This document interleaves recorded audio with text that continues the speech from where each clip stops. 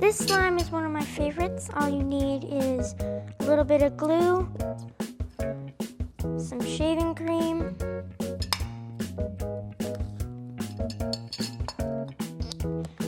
some food dye.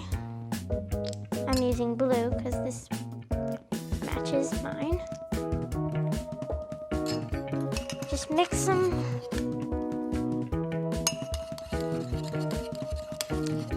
And then add, for your activator, add some baking soda and some Carnux lens solution.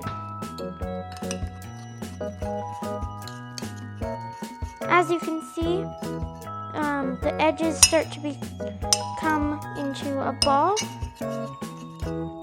And that's all for this slime.